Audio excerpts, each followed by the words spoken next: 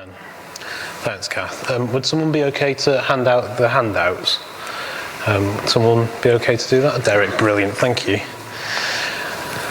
Again, we don't have one each, so if you've got it on your device from the email I sent out earlier, or you've got a copy that you printed out yourself, please use that. And there's pens and more paper at the back if you need that. So let's have a quick recap to where we're up to. So we're looking at the story of creation and how that's recapitulated through the Bible and through the people's lives within the Bible. How it's built upon, how we get layers upon layers of it, and ultimately how Jesus is going to rescue that story. So in the first week, in the first session, we looked at the original creation story in Genesis 1. We looked at how chaos exists and how God creates through peace, through movement, through word, through his spirit. And we looked at humanity's responsibilities in having authority and dominion over that creation that God has crafted out of the chaos, that he's brought good order out of chaos. And then in the second session of that first week, we looked at what it means to be made in the image of God. So we sort of narrowed in on humanity. So we used sort of metaphors and ideas like royalty and idols, and icons was mentioned as well. And what it means to have the breath of God within us. And then the first session last week, we looked at the fall and how we screw all that up, basically. How we fall from a position of privilege. Great, thanks, Derek. Cheers. So even though we are described in terms like we are idols in some sense, we fall ironically through idolatry. We project onto the tree of knowledge things that we're never meant to project onto it. We idolize the tree and we fall in that way. And there's also sort of this sort of ironic tragedy in trying to usurp God, trying to kill God, and all that we do is vanquish the breath of God within us. We try to commit deicide and we commit suicide. And also how we fail to subdue the chaos monsters, right? The serpent sort of represents these chaos monsters, and we fail to guard the good creation against the serpent. And how the serpent as well draws out the sort of potential deceit that's already lying within our hearts, how we already mistrust God, and the serpent's role is partly, at least, to draw that out of us. And this is what we need rescuing from. So that's sort of the original creation story on which that we can then build further stuff and how it collapses. And then the last session, last week, we started to add layers to this narrative. So we looked at how events like Noah's flood and the Tower of Babel and Abraham, they are creation events, they're creation and fall events. And then we looked in detail at the Exodus story, about how the Pharaoh is meant to uphold the good creation, but he falls in a way, and he lets the creation descend into Isfet, into chaos, and how out of this, Moses brings the people of Israel into a good new creation. And we also saw the first example, so if we're talking about stories and how stories are formed, we saw the first real concrete example of a person, Moses, playing a role within the story and deliberately taking on a role and acting out as if it's a drama, a piece of theatre. In short, I mean, he acts as the true image of God, right? This is what the true image of God should do. And then we finished sort of last week with the people whom God has chosen to continue this new creation, to begin this new creation, walking through the dry land in the Red Sea. And then behind them, the waters collapse on the chaos monsters, the Egyptians, swallowing them into the primordial chaos from which they came. So that's where we've left it. So we've had this new creation where they've walked through dry land, through the Red Sea. But we haven't had a fall of that creation yet, so let's do that. Let's bring us crashing back again. So we're going to look at what I've called a desert fall, like the fall in the wilderness, how they have this potential new creation at the very least, and how it collapses, or one of the ways in which it collapses. Because human beings are unoriginal, right? We never seem to learn. And this is one of the key things that we learn in the Old Testament, is that, do you remember I described it like a roller coaster, where we fall and they get stuck in a loop-the-loop? And the loops are slightly different, like each creation and fall event is slightly different. And in some ways you get little bits of progress and little bits of back steps.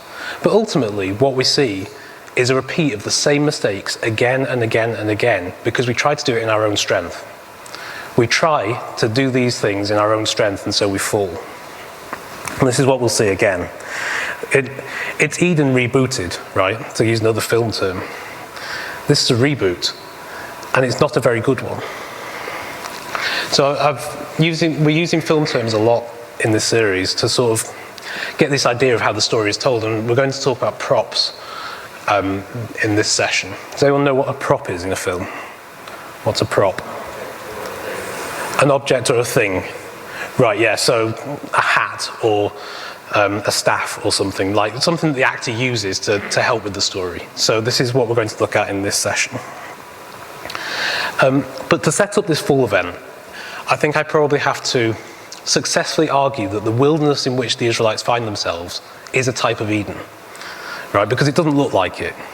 Like if you read the Exodus story, or like all the way through the Tanakh, the Exodus, Leviticus, Numbers, Deuteronomy, it doesn't look like Eden very much, does it? So I'm going to hopefully argue successfully that it is a type of Eden, or at least a potential Eden. It was meant to grow into a type of Eden. So there's an assumption with a lot of, particularly Old Testament scholars, that the Promised Land, so Canaan, that they're headed to, that is definitely a new creation type place, right? That's kind of a consensus. And it is, but what's really interesting is that Exodus talks about the wilderness as part of the Promised Land. It's always meant to be part of the Promised Land. So Exodus 20, or Exodus 23, sorry, it sets the boundaries of the Promised Land. It says it stretches from the Red Sea, which we've just come through, to the Sea of the Philistines, and from the desert to the river. The wilderness is part of the Promised Land, according to Exodus. And you could also maybe say it another way, that Canaan is an extension of the Promised Land that begins at the Red Sea. What verse in Exodus? That's Exodus 23, verse 31. So all these references will hopefully be on your handout as footnotes. So you'll see so in the bottom corner here we've got like a little 1, so that'll point you to footnote 1. So hopefully references like that should be in there. So the wilderness text can be considered also maybe a type of transitional creation. If you're not willing to say that this is Eden, because it doesn't look like Eden, we can at least say that it's a transitional creation where it's meant to grow into Eden, or an Edenic sort of place. So a guy called Terence Fretheim, who's a brilliant Old Testament theologian, he talks about the ways in which you start to see a gradual movement to transform the wilderness into a new creation. And I think actually that new creations are always gradual. I think we see this in our own lives, right? Like when we become Christians, is everything fixed instantly? And we might have a high. We might have like this instant sort of, I'm saved. Does all our sin, all our rubbish, all our junk go away? No, we are gradually transformed more and more into the image of God. And I think this happens with all creations, really. They come into being gradually. So Fretheim talks about, and again these references will be in your handouts, and the sort of cross-references back to the plague narratives, where he says that when they have these poisonous waters, and Moses makes them pure with his staff, and it's almost like a reversal of the Nile that turned to blood. He heals the same waters that struck them with. He struck them with the staff, and he heals them. It rains bread instead of hail. God covers the land with quail instead of locusts. So we have this sort of gradual move, and at the center of this new creation is the tabernacle. Now the tabernacle is sort of if this is a transitional creation, maybe we could say that the tabernacle is a transitional temple. It's a tent temple, and it's sort of a precursor to the permanent temple in Jerusalem. And it's sort of this focal point of new creation activity from which everything else is meant to blossom, and the wilderness around it is supposed to be transformed. So there are a few references, and again these should be in footnotes, about new creation language that's used in the building of the tabernacle. So Moses employs this guy called Bezalel to build the tabernacle. And it talks about the Spirit of God moving over and through Bezalel. It's like the Spirit of God moving over the creation. And the breath of God being in this guy. He's the image of God to do this. There are references to Moses being satisfied with what's been created. It's sort of like this it is good motif that we get in Genesis 1. And there are 7 divine acts and 7 divine speeches of Moses through Exodus, so maybe paralleling the days of creation.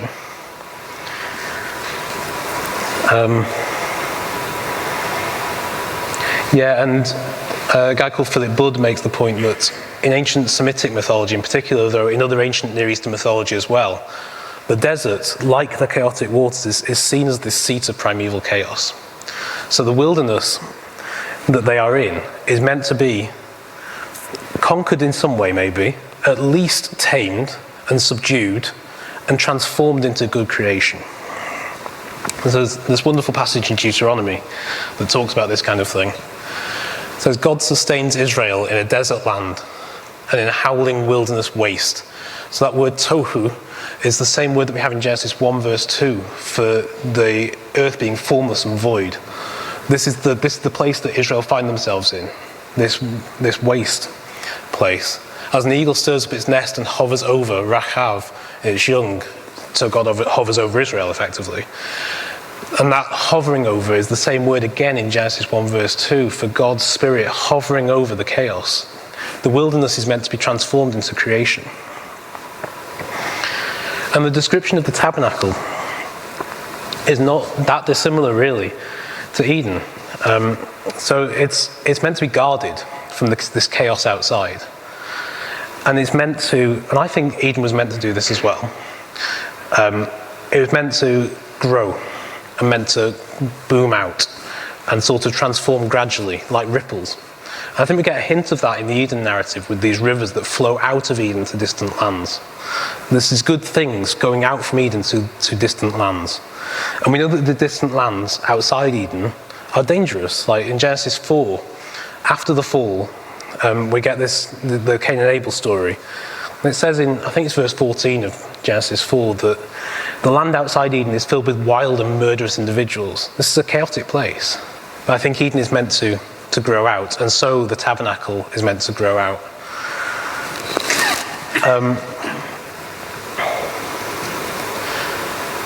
So what you see there is sort of this fine balance, and I think we have it in our own world really, this fine balance. We see it with the church a lot, I think, between guarding ourselves from the wild and waste outside, as we see it, and being able to go into it and conquer it peacefully. And it's this sort of tension that we have. How do we protect ourselves while at the same time going out into it and making order from chaos? It's this phrase that we have in Eden, guarding and keeping, or guarding and tending. They're supposed to guard the garden and tend the garden to help it to grow. It's a tension that we have.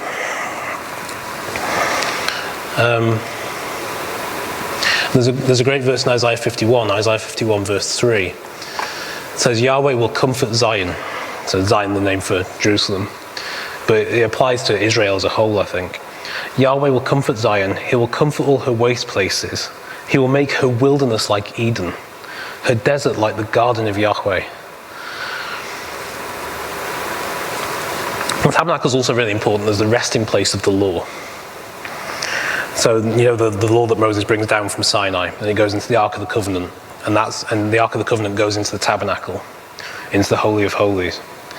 And Israel is asked to keep the law, just as Abraham is asked to keep the way of Yahweh, just as Adam is asked to keep the garden. So Israel is tasked with keeping the law. And just as, so there's a really interesting parallel. So when the Ark of the Covenant goes into the tabernacle, it's guarded by cherubim. Now, cherubim aren't like these little children playing harps on clouds that we get. They're not like little cherubs. Cherubim are like really fearsome creatures in mythology. They're really huge beasts that look a bit like lions, maybe, with wings. And there's two of them in the Holy of Holies, and they guard, at least in part, the Ark, which contains the law. Now, it's interesting because there's the cherubim that guard the garden as well, after Adam is expelled. And it says that they guard the way to the tree of life. So when it talks about Adam guarding the garden, maybe ultimately what his role was to guard the way to the tree of life. And having failed in that, cherubim take his place. So is the law in some way the equivalent of the tree of life, maybe? Is there some parallel in that? The other obvious comparison is the law is placed in an ark. What else is placed in an ark? In the story of Noah, we have animals that are protected by an ark. So perhaps the law is also equivalent to the whole created order, potentially. Like the law that tells humanity how it should live, how it should act in the world, how it should bring into being good new creation. It's protecting the whole created order by doing that. And it's a tree of life. It brings good things. And Leviticus 26 says that the reward for the Israelites for keeping the law is that they will be fruitful and multiply. Is this a familiar phrase? It means that they have succeeded in being a part of the good creation. This is what they're commanded to do in Genesis 1 and in various other places that we've already looked at. So now let's look at the fall event in the wilderness. And if you're not persuaded that the wilderness is some type of Eden or like a prototype Eden or is meant to grow into Eden, fine. I've tried my best to give you some persuasive points. So we'll move on to the fall. You could probably pick a few. The golden calf will probably be the obvious one. That's sort of the, when I put that drink, I'm really thirsty. I've left it over there, never mind. Yes, the golden calf is kind of an obvious one, and it's sort of idolatry, so we get links back to Genesis 3, fairly obvious. But I'm going to go for another one because it has even more explicit links to Genesis, and also has really clear links forward to Jesus as well. So that's helpful. Would someone read the Bible for me? Actually, no, because no one else has got a microphone, so I'll read. We've got a Bible. Oh, brilliant, thank you. So this is a passage from Numbers 21, if you want to follow along.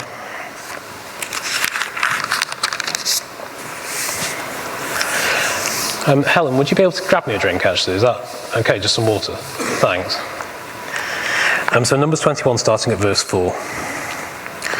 So from Mount Hor, they set out by the way to the Red Sea to go around the land of Edom. But the people became impatient on the way. The people spoke out against God and against Moses. Why have you brought us up out of Egypt to die in the wilderness? For there's no food and no water, and we detest this miserable food. Then the Lord sent poisonous serpents among the people. And they bit the people so that many Israelites died. The people came to Moses and said, "We've sinned by speaking against the Lord and against you. Pray to the Lord and take away the serpents from us." Thanks. So Moses prayed for the people. And the Lord said to Moses, "Make a poisonous serpent and set it on a pole, and everyone who's bitten shall look at it and live."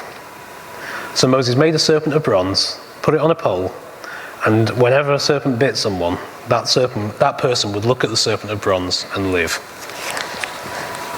Thank you. Right. So are people familiar with this story? It's slightly more obscure than the stories we've done so far.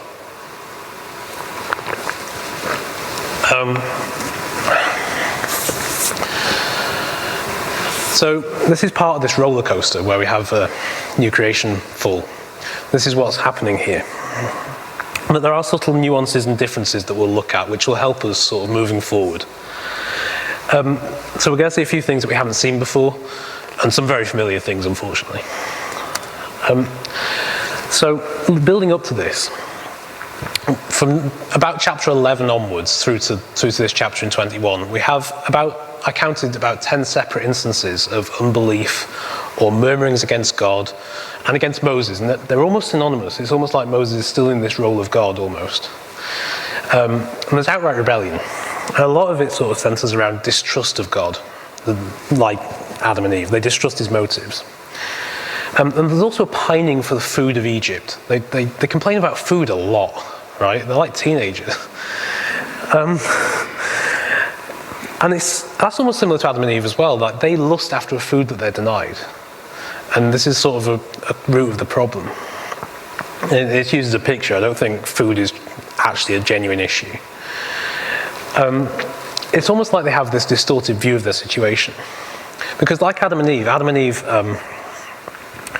they try and grab something, a divinity, that in part they already have, but actually getting it, and it says that they get it, they get what they want, right? God says, but they've become like one of us.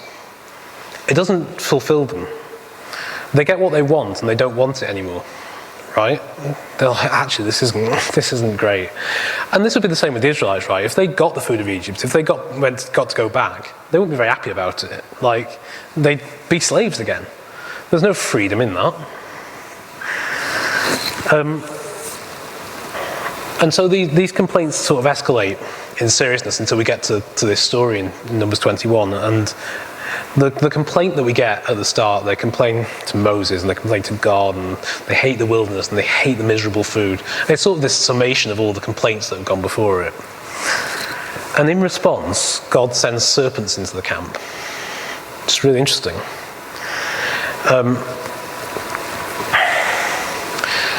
So again, we have this idea of people being entrusted to guard a new creation, and they fail to protect it from these Ophidian serpentine invaders, right?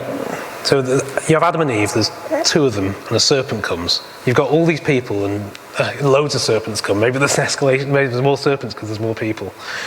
But they fail to deal with the attack, right? They just absolutely fail. I think they probably could have booted those serpents out, but they're so bothered about their complaints that they don't dismiss them out of hand as they should. And the serpent's venom as it bites is sort of the natural consequence of this sin. They are distrusting God. They are working against the things of God. They're not bringing into being the good new creation out of this potential. Instead, they're complaining about the situation they find themselves in. And so this is sort of a natural consequence of sin again.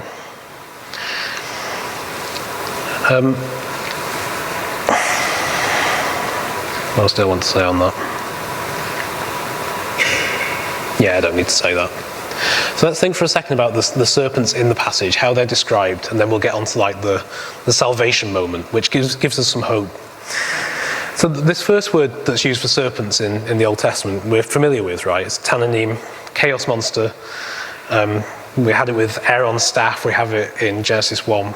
We have it in a lot of the Psalms and things. But that word isn't anywhere in this story.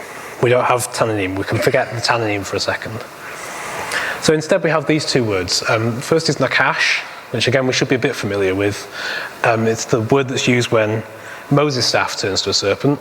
It's the word used for the serpent in Genesis 3. It's a slithery creature. It's an animal. It's just a snake. And then we have this other word, Saraf, that we'll look at a bit more, because Saraf is a really interesting word to use. So Saraf's an adjective. It's not really a noun. It's an adjective describing the snake. It means like copper-coloured or poisonous or fiery, that kind of idea. And in other biblical references, so they're on the screen, this word is always translated serpent. It clearly means serpent in those contexts.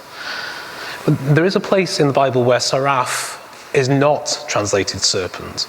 And I'm going to read that passage out, and it's clear, I think, why the translator is reluctant to translate it as serpent. So the passage is Isaiah 6, and starting at verse 2. I saw the Lord, so this is Isaiah speaking. I saw the Lord seated on a high elevated throne. The hem of his robe filled the temple. Seraphim stood over him. So it's not translated as serpents, it's translated as seraphim. It's not translated at all, right? He just uses the word. He's like, I don't really want to say that there were serpents attending God in the temple. I'm going to say seraphim and hope no one asks me about it later. Seraphim stood over him. Each one had 6 wings. With 2 wings they covered their faces, with 2 they covered their feet, and they used the remaining 2 to fly. They called out to one another, "Holy, holy, holy is the Lord who commands armies. His majestic splendor fills the entire earth." The sound of their voices shook the door frames, and the temple was filled with smoke. I said, "Too bad for me. I am destroyed, for my lips are contaminated by sin, and I live among a people whose lips are contaminated by sin. My eyes have seen the King, the Lord who commands armies." But then one of the seraphim flew towards me. In his hand was a hot coal he'd taken from the altar with tongs.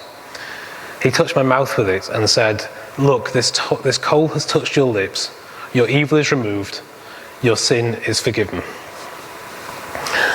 It's fascinating, right?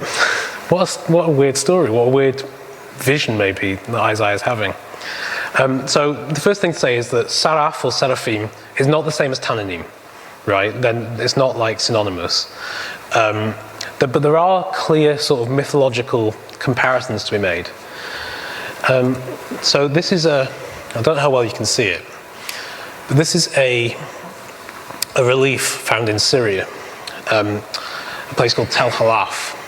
So this creature has 6 wings, 2 covering the face, 2 covering the feet. Yeah, go for it, thanks Derek. And 2 to fly. And in his hands, and you can't really see it very well on there, he's holding 2 serpents. So this is it seems like this is a well-known mythological creature, right? Or like at least mythological motif. And there's a precedent in Egypt as well for a creature similar to this. And precedents found in Egypt are always really key and really interesting, because the Israelites have been in Egypt for 400 years, right? They are steeped in Egyptian culture. So if we find things in Egypt that we later see in Israel, I don't find that surprising, that they would adapt this kind of language and this kind of image. It's sort of like you have some Scandinavians who travel over to America in the 1700s, and many generations later, the family emigrates back to Sweden, right?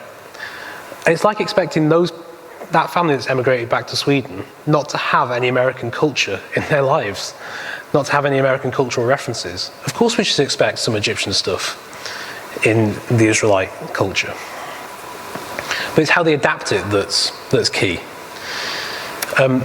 So this is a precedent in Egypt. So this is the throne of our old friend Tutankhamun, if we remember him from last week. And on the side of the throne, forming the armrests, there's a creature, a serpent with wings, called a uraeus. Similar to Isaiah's description. And actually, even the name Saraf might be an Egyptian word. So there's an Egyptian word, Sarf, which is very similar. My pronunciation of ancient Egyptian might be worse than my pronunciation of ancient Hebrew. But Surf is it's another mythological creature, like it's something like a dragon or a griffin, this kind of thing. So it's not a serpent, but the connections with like a chaos monster type creature, like a dragon and a serpent, they're very similar. So we've got similar sort of ideas going on, and the linguistic similarities maybe a bit more than a coincidence.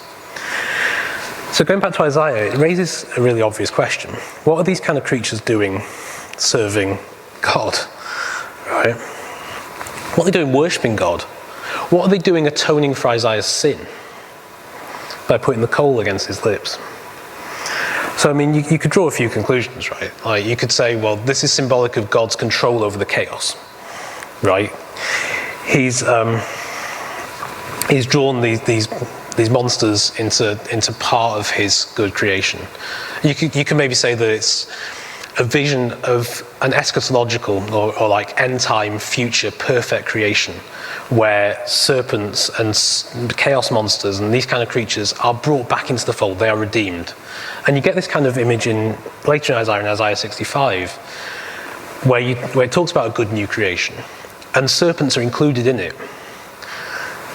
It's Nakash in Isaiah 65, but the same sort of idea is present. And this issue of sin in Isaiah is really interesting, because if we're looking at, and don't forget that we're looking at Numbers 21, and why we're using this word saraph in Numbers 21, and I'm using Isaiah as sort of a bit of a keystone to try and help us work that out. Both Numbers and Isaiah deal with sin, but there's a difference, right? So in Numbers, the serpents, the saraph, bite the Israelites, and the Israelites die. And the people who aren't dying repent, and they're like, "Oh, please save us." Now in Isaiah, the response of the seraphim is markedly different, right? So Isaiah recognizes his sin, and the seraphim flies over and takes a hot coal, and he atones for or redeems Isaiah's sin in some way. He purifies him. So in part, that might be due to Isaiah recognizing his sin before he's had a chance to be bitten, maybe. So he repents before he starts getting bitten, so he can be redeemed. Whereas in Numbers, they sort of get bitten and then they're like, "Oh, we're really sorry."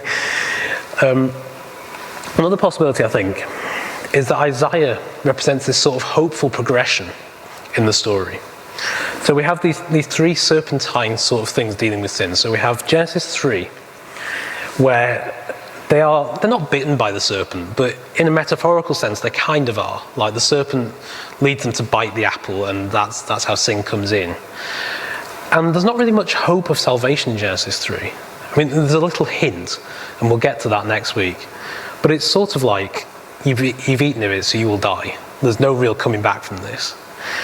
In Numbers, they're bitten and they repent, and there is a bit of a hope of salvation. Like, actually, there's instant salvation. Moses puts the serpent on the pole and they can look at it and be saved. In Isaiah, he doesn't even die from his sin. He recognizes it, and he's saved before there is even a consequence for it. So there's almost this progression. So in Genesis, you have like this obliteration. In Numbers, you sort of have a preservation, maybe. And in Isaiah, I don't even know what you call that. He's almost like immune to it. It's sort of like this eschatological hope for the redemption that's going to come to humanity. To the point at which sin no longer has any hold over humanity, maybe. Maybe we could say it like that. So now we've got like this bit of background on the creatures and what's going on when they bite the Israelites. They are the result of the Israelites' sin. They bring death because of the Israelites' sin. So next this happens. So the Lord says to Moses, "Make a saraph and set it on a pole. When anyone who's bitten at it looks at it. When anyone who's bitten looks at it, he'll live." So Moses made a bronze nakash and put it on a pole. It's interesting, right? Like, God tells him to make a saraph and he makes a nakash. What's going on here? It's kind of similar, I think, to last week, where Moses' serpent turns into a nakash. It's like this dress rehearsal thing, and then Aaron's turns into a tananim when he's on the stage, and it's a real thing. This is almost the reverse of that, where you've got the real thing, the saraph, the poisonous snake, and then Moses makes an approximation of it, like the likeness of it. This is where this word prop comes in. It's almost like he's made a prop, right? So if you were making a film about Tutankhamun, for instance, you wouldn't use his actual throne, right? That would be daft. You'd make a throne that looks like it. And that's almost what Moses is doing here. He makes something that looks like what's killing them. He makes a likeness of it. So Gregory of Nyssa, who's this 4th century theologian, church father that I might be a little bit in love with, he is amazing. You read anything and everything you can by Gregory of Nyssa. He says that, I don't want to misquote him, so he says, the real serpents are rendered powerless by the image of a serpent. The real serpents are rendered powerless by the image of a serpent. And that's something really interesting that's going on. And to all intents and purposes, this image works in a similar way to an idol, right? So Moses hasn't created the precise thing. So as an idol is the image of a god, so Moses has created the image of something that's killing them. It mimics its appearance and it's imbued with its qualities in some way. So we said that seraph is an adjective meaning, and part of it is copper-coloured. So Moses makes a copper-coloured or bronze nakash, a serpent, to mimic how it looks. Do I have time to do that? Yeah, so this might be like a little bit of a tangent, but I found it helpful. Partly because I really love literature and the ways in which people write things. So I found this fascinating. So partly what this taps into is this idea that's common in the ancient Near East called sympathetic magic. And a lady called Karen Randolph Jones describes sympathetic magic as the idea that the fate of an object or person can be governed by the manipulation of its exact image. So it's like a voodoo doll type idea, right? So this is really prevalent in the ancient Near East. And there's lots of magical language going on in this passage in the Hebrew, and it's really clever. So bronze serpent are these words in Hebrew. And so if you take away the dots and the lines from below the letters, so these are the way that we append verbs to the consonants in Hebrew to make it readable. You can see how similar these words are, right? So the words for bronze serpents are nekashef, nakash. Really, really similar words, nekashef, nakash. And words repeat themselves a lot more than they need to in this passage. So the word bite repeats itself a lot. And a guy called Victor Horowitz did a whole sort of digging into this, and he talked about how it almost sounds like a magical incantation, like mumbo jumbo. It's like nekashef, nakash, bite, bite, bite, nekashef, nakash. And added into this, there's lots of repeating of sort of S sounds, so this kind of thing. And Horowitz, I think he counted like 19 in just 3 verses. And Horowitz says, like, if you read this in Hebrew and you don't hear the hissing of snakes in this passage, you must be deaf, right? It's fascinatingly written.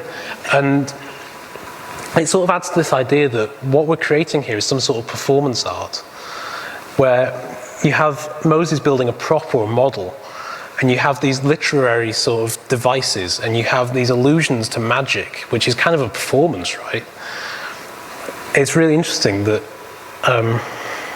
that this kind of stuff is going on in the passage. And the bronze serpent functions as this kind of visual aid, I think. So it's this physical representation of this unseen mechanism to bring salvation from the actual serpents. And the serpents themselves represent sin in some way, right? So the bite of sin brings death. And what's really interesting, I think, is that ordinarily you read a passage like this where they're staring at a bronze serpent and you think, this is idolatry, right? So we mentioned the golden calf. And the golden calf is definitely idolatry. Like they make this calf that they say is God, and they worship it, and it's idolatry. But this is different, right? This isn't idolatry. This actually brings salvation. It's not like the idolatry that Adam and Eve had with the tree of knowledge, where they project onto the tree something it could never give them, and it was never meant to bear. They project their hopes and expectations, and maybe their fears, onto it. It's an idolatry. But this isn't like that, because they look at the serpent and they're actually healed. It actually works. Like the word that we use in theology would be efficacy. It has efficacy. It's an act that works. And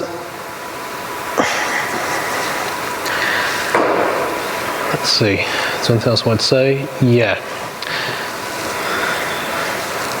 So the key difference, I think, is that with the golden calf, the people make it for selfish ends. And they do it to grab something for themselves. With the serpents, it's different. God commands them to build it. And that's a really key difference.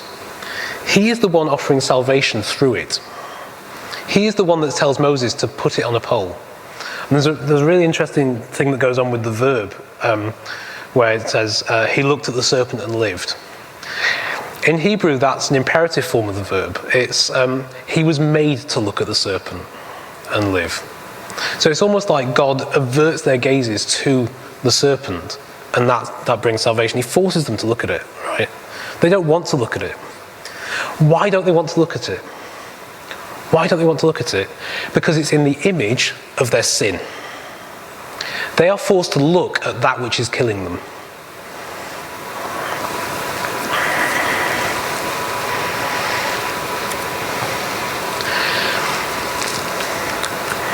They're not looking at representation of God, right? Which is kind of what you'd expect. Like, to get salvation, you expect to look at a representation of God. Instead, they're forced to look at representation of the very thing that is killing them. It's symbolic of the venom, of death, of their sin.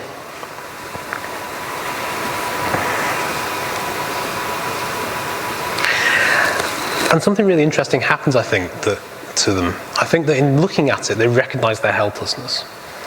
They're trying to do stuff in their own strength. And they recognize, actually, I can't. I see my sin up there. And something really interesting happens, I think, that when you display this kind of thing. It loses its power. It's sapped of it. The venom is no longer poisonous. So Paul talks about Jesus nailing principalities and powers to the cross and shaming them and humiliating them. They lose their power when they're put on display like that.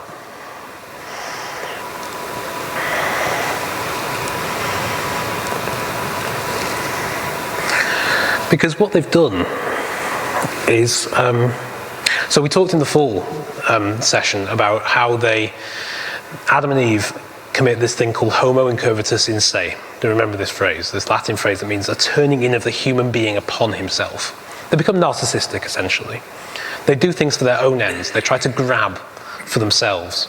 And you get this kind of idea with the people in the wilderness as well. They're trying to get stuff for themselves. They're complaining about food, and they're moaning about their conditions and all this sort of thing. It's selfish, when what they should be doing is building a good new creation and rescuing people, right?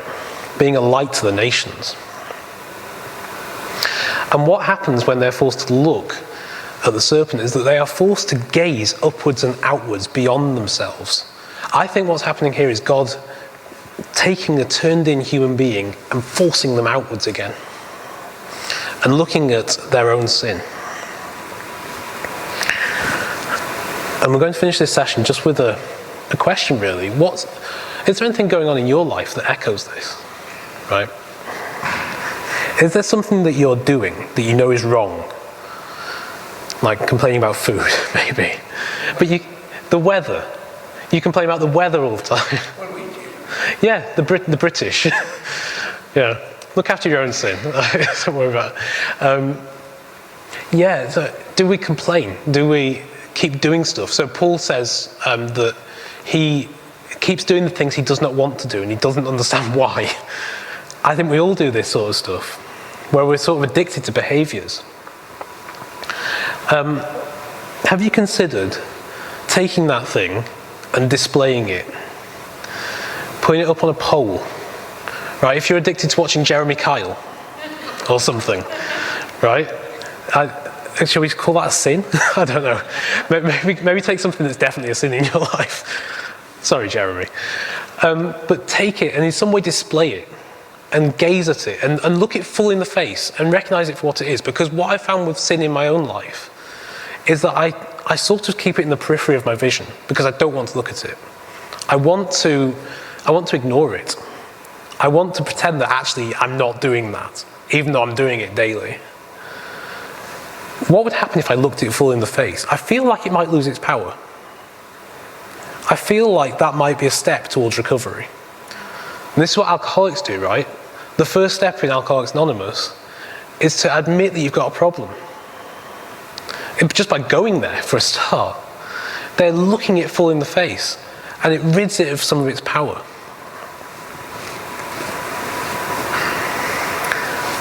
So let's take a drinks break. And what sort of drinks? Heavily caffeinated drinks, because that's what I'm addicted to. Really strong coffee. And we'll come back in, shall we say 15 minutes? We'll come back at 22. And we'll crack on with the second session. It'll tap into a few more of these ideas. And we'll have some ministry time at the end, so you can, if you want to work some of this out, you can do right at the very end. You can just sit on your own and pray at the moment if you want, but we'll come back at 22.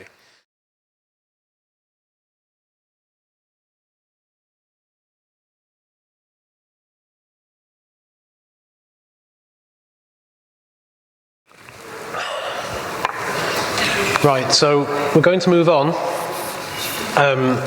So some of the stuff that we've done in the last session, again, it's sort of, bits of it you'll be thinking, why on earth have we done that? But everything that I've tried to do there is foundational, and hopefully transformative in some way, but also foundational for stuff that we're going to do in this session and for later on. So we're going to move on to this final session today. And that should be 3.2, I think. So this is going to be the last session that we have in the Old Testament. And so after this we do Jesus. Woohoo! So in some ways, this whole 3 weeks, all these 6 sessions have been foundational for understanding what Jesus is going to do. So we'll move on to Jesus next week, and I'm really looking forward to that. I'm kind of excited about doing that. But hopefully you're starting to make a few connections already, if you're familiar with stuff that Jesus has done and the stories of Jesus, and I imagine you probably are if you're here, maybe you're starting to make some connections already. And I spoke with a few people over the break, and they're starting to say, well, does this tie into this? Does this? And yeah, great. Like, I want you to make these sort of connections. I want you to start to see these language things and these motifs and these themes being played out in the life of Jesus.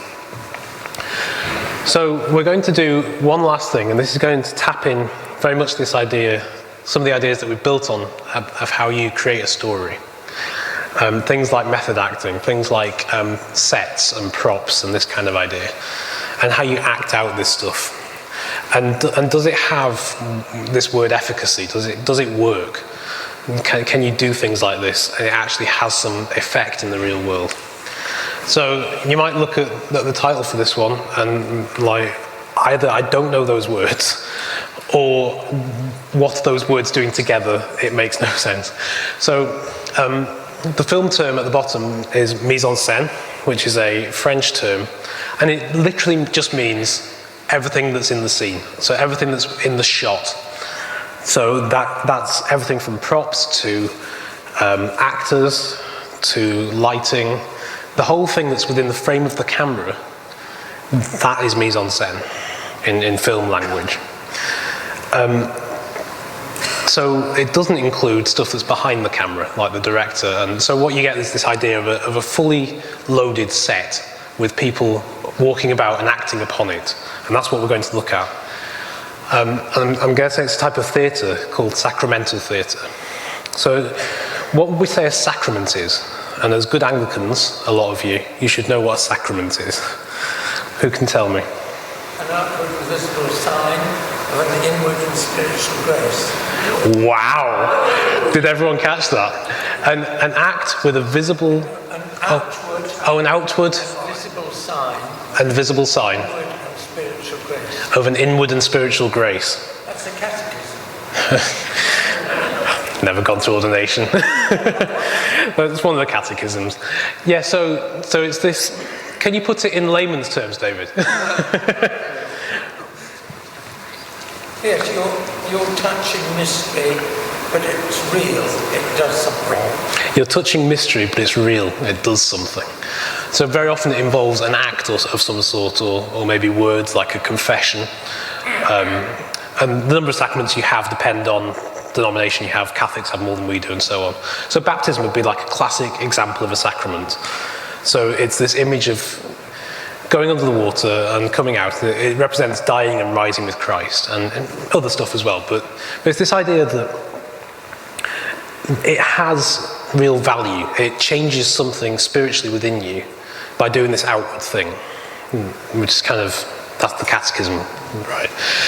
And depending on your denomination will depend on how efficacious you believe this to be, how much it works. So some people would say, well, that is a beautiful image and it means something to me. Some people go the whole way the other way and say, in baptism, I am saved by being baptized, or my sins are washed away literally by doing that. So you can be anywhere on that spectrum. But the further along this spectrum you are to it works completely, the more sacramental it becomes. So we're going to look at this idea of sacramental theatre. Can this kind of theatre, and baptism is a kind of theatre, right? Like, you're not actually dying and rising, but you're acting it out in a way. So we're going to look at this through the ways in which the temple works, or one of the ways in which the temple works in Israel. And in some ways, it's them giving themselves hope.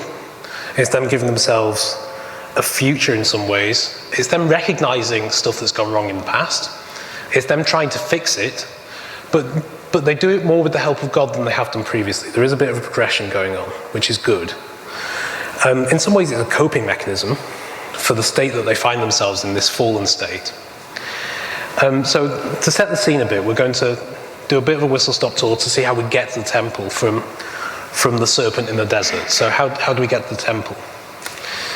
Well, first of all, after that fall, we have a new creation event. Are we getting tired of these yet? The loops just keep on going. So Joshua leads the people through the Jordan. The Jordan parts, the separation of the waters, they go through on dry land into a good new creation. And there's lots of new creation language going on in Joshua. We don't have time to tap into it properly, but a couple of examples would be the Battle of Jericho is a good example. So a lot of people would talk about the Canaanites as being symbolic of chaos monsters in a lot of ways that need to be quelled in some way or subdued in order for good new creation to come into the promised land. It's not an empty land, it's a land that is occupied and needs to be quelled. Now, Jericho is interesting because there's a couple of things going on. First, they walk around Jericho 6 times before resting on the 7th, which should remind us of the days of creation, right? This is a creation event that they're bringing about. And then Jericho falls. And it's kind of symbolic of the way that, not symbolic, it's, this is how Joshua tends to go through the creation a lot. And he does it through destruction a lot. And I sort of wonder whether that was what God's full intention was. They know what they're trying to do, but I think that they go about slaying chaos monsters a lot more than God does in Genesis 1, where God brings them into being part of the good new creation. And we get a hint of what should be happening actually in Jericho. So the Israelite spies go into Jericho and they take refuge with this prostitute, right? Do you remember this story, the 2 spies? And she, because she's helped them, she's rescued them, she becomes part of Israel. Do you remember what her name is? Rahab. So where else have we heard the name Rahab? Yeah, Rahab is the name of a chaos monster. So if Canaanites are seen as chaos monsters, Rahab is the personification of that. She's even called Rahab, for goodness sakes. But she is not slain. She is brought in to the good new creation. And I feel like that's maybe what should have been happening all along. She's an example of what should be happening. Because in that, I think we see that Israel was never intended to be genetic, right?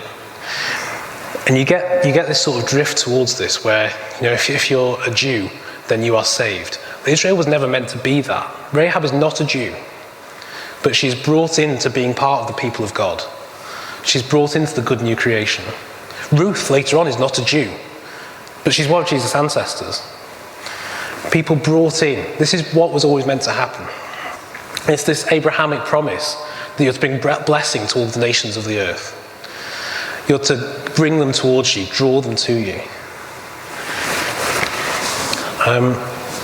And so we go through and we get to the founding of Israel, and we have all the judges and so on, and they start to establish a kingdom. And this is sort of the building of what they hope is a good creation. And we get to this figure called Solomon, who's King David's son, and he's written as very much as an Adamic figure.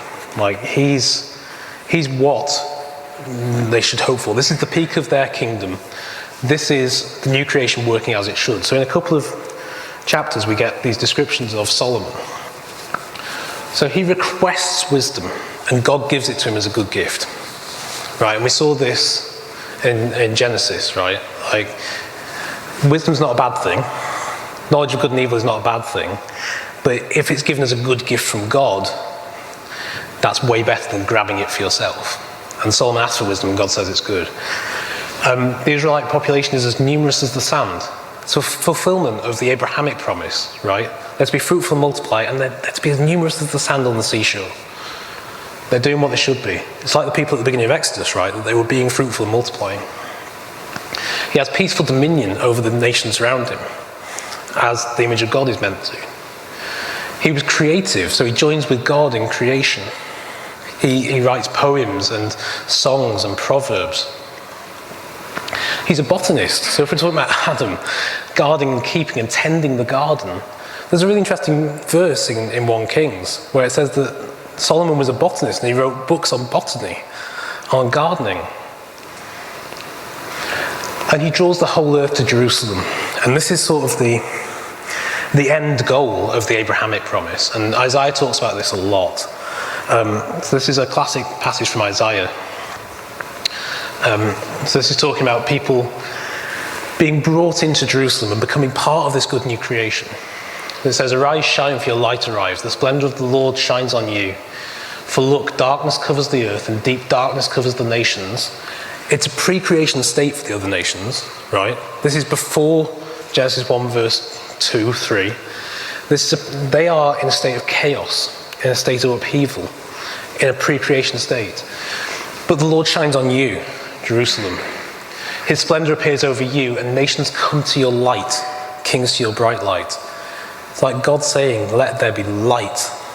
And it brings about this good creation to the nations around them. This is Isaiah's hope.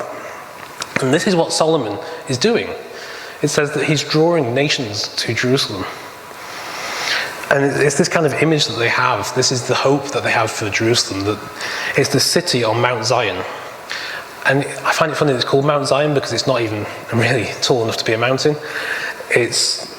But they almost mythologize it into being the tallest mountain on the earth, where Jerusalem looks down over all the earth. And they see it almost, I guess, as like a lighthouse to the nations, where you have Jerusalem as the center of a good new creation, and the wild and waste and the chaos all around them, but they are drawn to the light out of the darkness. That's the image that we're getting. And again, you have this comparison with Eden, where Eden is this place in the midst of a chaotic wilderness, and it's meant to draw people in, it's meant to expand and flourish and bless people. And by the way, this is what Jesus is talking about in the Sermon on the Mount, when he has a crowd of people and he says, you are a city on a hill, you are the light of the world. He's saying that this was never supposed to be about a city, a government, a religious system. This was about people bearing the image of God, being a light to the nations and being a light to everybody else and drawing them into this good creation. It's you who are to bring order out of chaos. And this is the kind of language that Solomon and the people use. And at the center of this city, at the center of Jerusalem, a sort of, I guess, the focal point or the spark of this light, what's at the center of Jerusalem? The temple, right? So this is as the tabernacle in the wilderness was the starting point of a new creation out of which everything was meant to ripple. So the temple functions in that way in Jerusalem. So this is a cross section of the temple. This one's probably a bit better because you can see all of it. And we're just going to look at some of the ways in which it functions. And it functions in a lot of different ways, the temple. So I'm not going to cover all of them by any stretch, but we're talking here about creation and new creation. And the way in which stories work as well. So if you have other ideas about the ways that the temple works, I'm not dismissing them, necessarily. But there are layers of meaning going on here, and I'm going to look at one of them. So what I want to argue is that the temple acts as a microcosm of the whole universe. It's quite a big statement, right? And the ways in which the priests act within it, particularly on one day of the year, are in accordance with this understanding that it represents everything. So, again, I've put references to evidence for some of the stuff I'm going to say, sort of biblical evidence and things people have written in the footnotes on your handouts. So, I put in my email that if you could read some passages from 1 Kings 6 to 8, it describes the building of the temple by Solomon. So this is when, I was going to say it's when he's still acting as the image of God, but things have started to go wrong at this point. He builds the temple using slave labor, which is not what the image of God should be doing. He's acting more like Pharaoh. But the building of the temple itself is a good thing, sort of. No, the building of the temple itself is a good thing. It's just the way that it's done is not as good as it could have been. So I won't be referencing any stuff from 1 Kings in the footnotes, basically. If it's in there, just have a look for yourself. So let's start outside, and we'll move our way in. So the outer court, all this bit outside the temple, represents the earth. And people can move around freely on that, as they can on the earth. Anyone can go there. So these water basins that we have, the little ones up on the sort of the left-hand side, they're decorated with lions and cattle. So we have animals that populate the earth. And it might maybe allude to Isaiah as well, where it talks about calves and lion cubs lying down together in sort of this perfect new creation. So maybe this is not just the earth, maybe this is the earth as it should be. You also have, and you can probably see it here actually, the massive basin, the bronze laver. That sits on the back of 12 bulls, and there's lily work on it as well, like around the brim it looks like lilies. So you have vegetation and you have animals. The pillars at the entrance to the temple, they also have lilies, and they have pomegranates hanging from the top as well, so maybe evoking the idea of trees maybe. The altar that we see in the top right, that's is prescribed in Exodus how you should build the altar. And it says that you're to build it of uncut bricks and sort of unshaped earth, right? You sort of mound stuff together. And it makes it look rough, and that's not a good representation of it, because it's not meant to have steps either. But it's meant to be like this rough and ready thing, because it's meant to resemble the mountains on which you traditionally made sacrifices in the old days. So it represents the mountains. Ezekiel 43 even calls it the mountain of God. It says the altar is the mountain of God. I'll skip that. So coming back to this bronze laver, the huge one, it is used for some practical use. It's used for like washing and ceremonial stuff, but it's way too big to be used purely for that.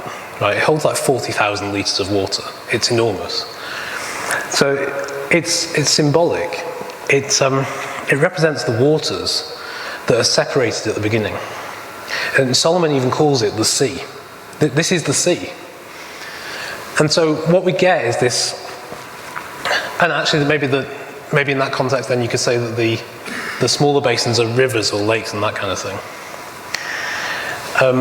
So what we get is this picture of the earth, where you have oceans and seas and rivers and mountains and animals and vegetation and people wandering around freely. It's the earth. And then we go back to the pillars, and the pillars are probably represent something like the pillars of earth or the pillars of heaven that hold the earth or hold the heavens up. So this is sort of an ancient view of cosmology. And there's plenty of Bible references to that in your footnotes. Like, they have this understanding of how the world looks. It's probably a flat earth of some description, held up by pillars, and then the skies are held up by pillars as well, at the corners of the earth.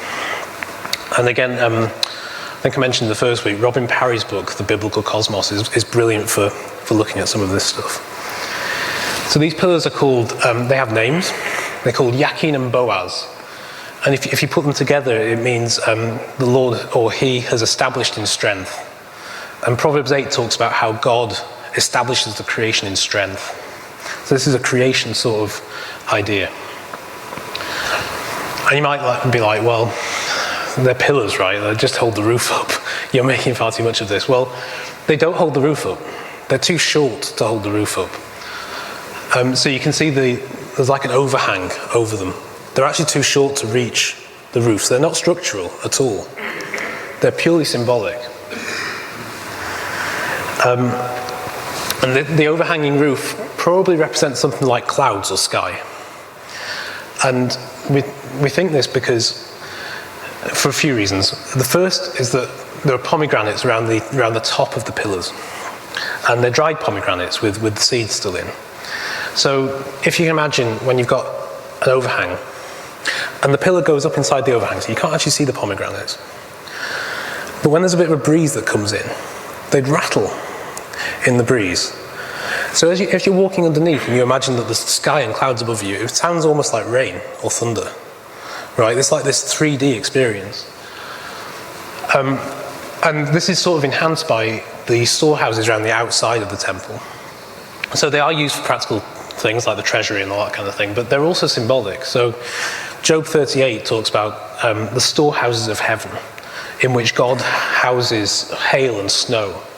So you have this idea of the weather systems being around the outside of the temple. So sort of this outer coating of the temple is the clouds, the sky, the weather.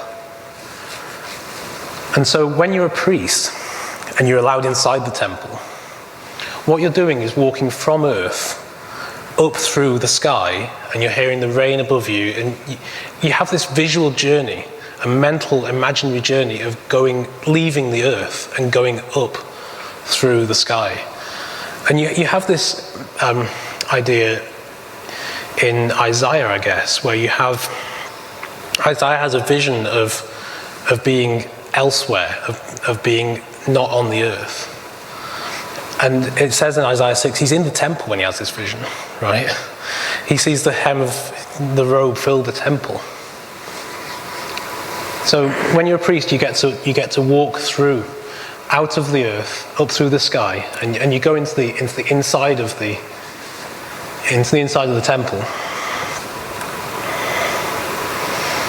So we're now in the realms of the heavens, the cosmos. So you've gone up through the sky, and on the left, you can just about make out the sort of doorway. The Jewish historian Josephus, he says that covering that doorway is a veil with a panorama of the heavens on it, with stars.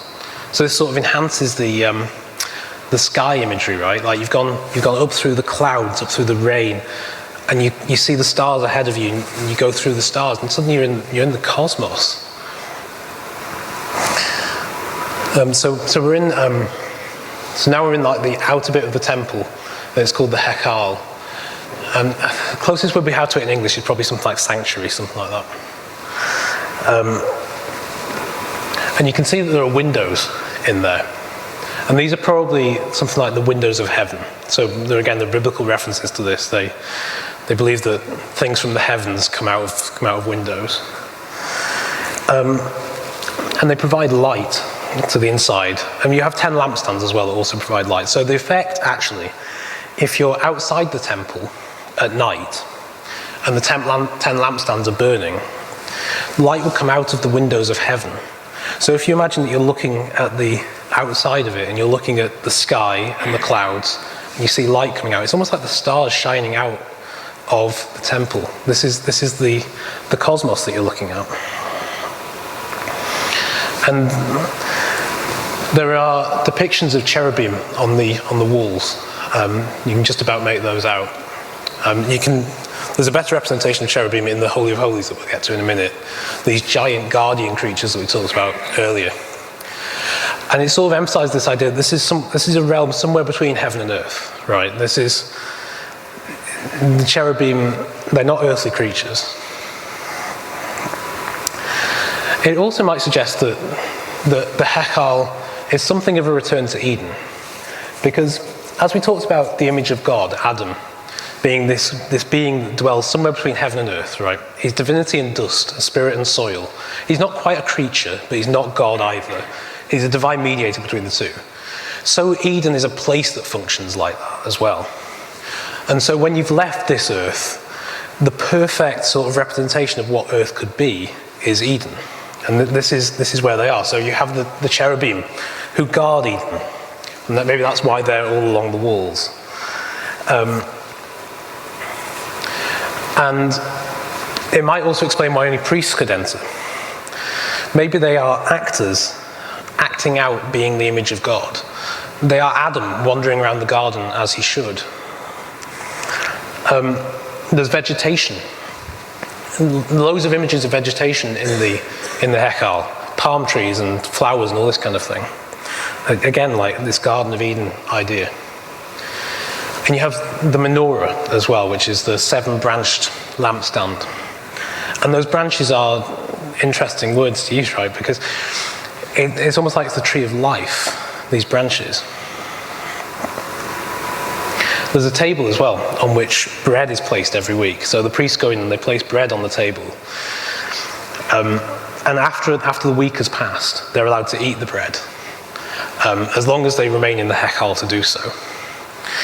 And it's almost like, do you remember in Eden, Adam, the image of God that he has crafted from the ground, he plants an orchard for him to eat as a good gift. And so if the priests are playing the role of Adam wandering around Eden, they have brought in their offering, they've given it to God, so it's therefore God's to give freely back to them as a good gift for them to eat. And they're allowed to do so after 7 days. This is a creation motif. So if we move beyond the Hekal and we go up these steps, we get to something that's even higher than the heavens, even higher than the cosmos, even higher than Eden.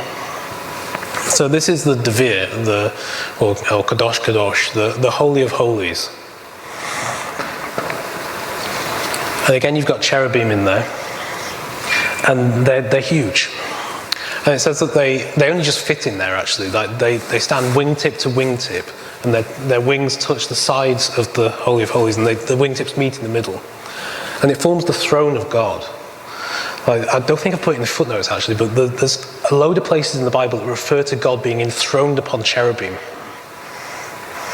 And when Solomon dedicates the temple in 1 Kings, the presence of God comes as a cloud. And this is where the presence of God goes. God takes his throne. This is where Isaiah has his vision, right? And he sees the cloud and the presence of the Lord. He saw the Lord seated on the table, and the hem of his robe flows out through the temple. He's seated on his throne, the cherubim. And the Ark of the Covenant containing the law is placed underneath the cherubim, as it was in the tabernacle.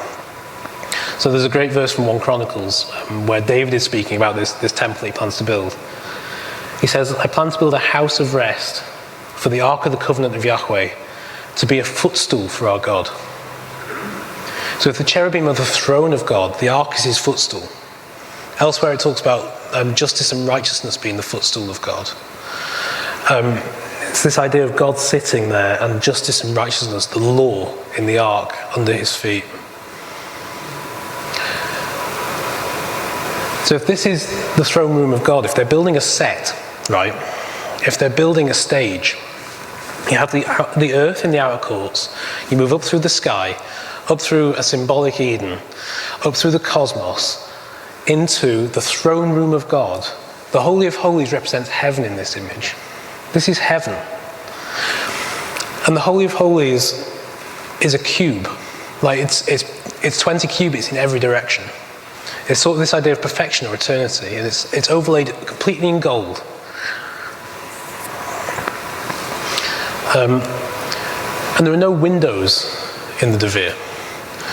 And Solomon himself says, God has said that he will dwell in thick darkness. Not black holes. No, Stephen Hawking reference. Or there's a wonderful verse in Psalm 11. It says, Yahweh is in the temple. Yahweh's throne is in heaven. So it's equated the temple with heaven in some way. This is where God dwells. The presence of God dwells.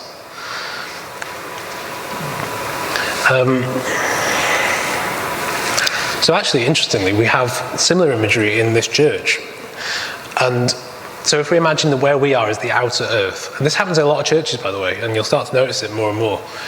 So the outer earth, we've got like vegetation on the pillars, and there's like flower stuff going on.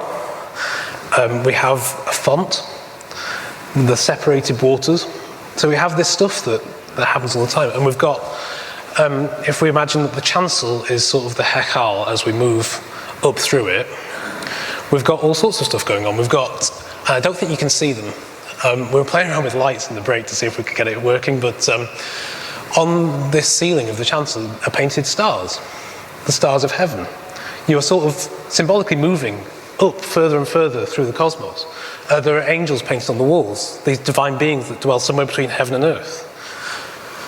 And as you move even further, you get to this place, the Holy of Holies. But there's no curtain separating this. That's interesting, isn't it? Who's allowed to go all the way back there? I know I just did, but don't tell anyone. Who's allowed to go there? We all are, because we're all priests. Okay, we all are because we're all priests. Who in the Anglican Church is allowed to go there? The vicar, right?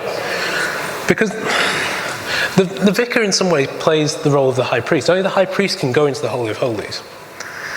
Now the vicar does slightly different things in there than the high priest did, because the vicar will receive all of the people for communion. This sort of symbol that actually we can all go there now, which is beautiful. I mean, he still intercedes for us in some way, but he's a priest interceding for a kingdom of priests, and it's really beautiful. But here, only the high priest can go there and see it, and open the doors and see light flood into the Devir for this one time a year. And you can imagine, right, light comes into this place with no windows, but it's overlaid in gold, so the light sort of ricochets everywhere. It must have been spectacular. So why do they put all this effort into this mise en scène, into creating all this stuff, this stage, this set with actors in costumes, with props, with a metaphorical tree of life, with bread that they eat every week? Why do they go to all this effort? Well, various reasons. But the one that we're going to think about briefly is when the high priest does go into the Holy of Holies, the Day of Atonement.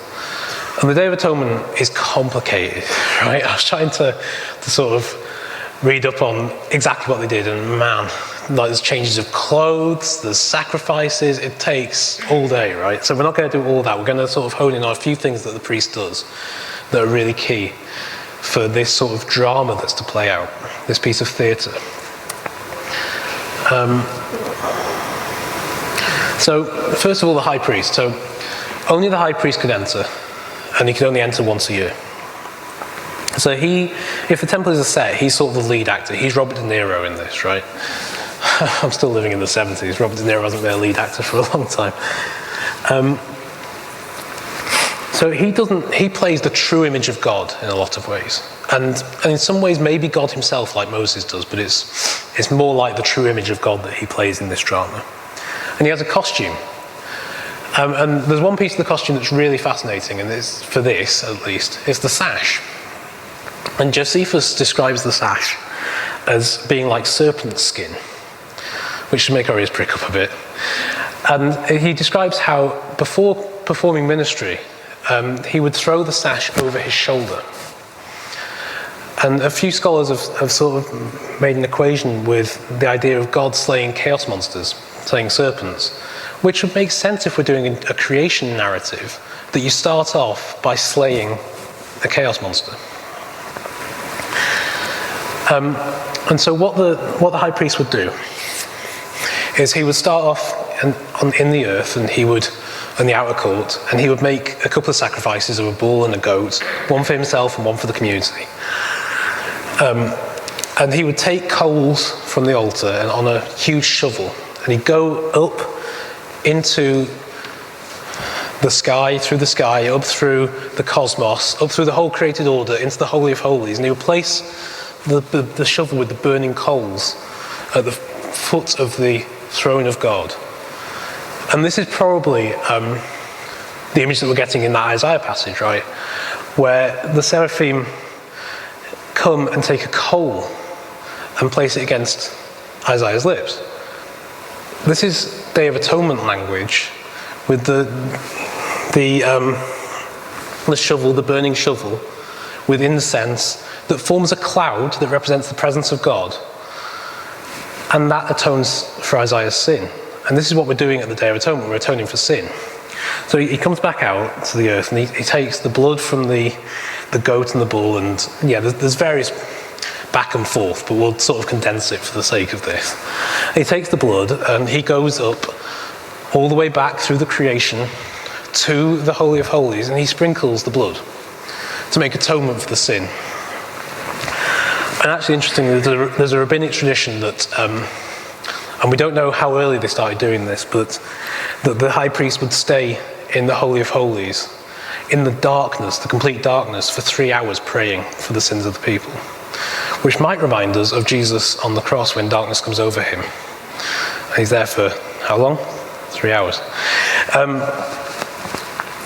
So what happens is that the high priest has gone in, and he's atoned for the sins of the people with blood. And he turns and he walks back out of heaven. And he walks down through the stars that give light. Let there be light. And he walks out. And he walks down through the doors, out into the outer earth, where the people are looking up at him. And they bow down and they worship God. Because what has he done? He has reset the creation for 1 more year. He's gone through this whole set, this whole stage that represents the whole created order.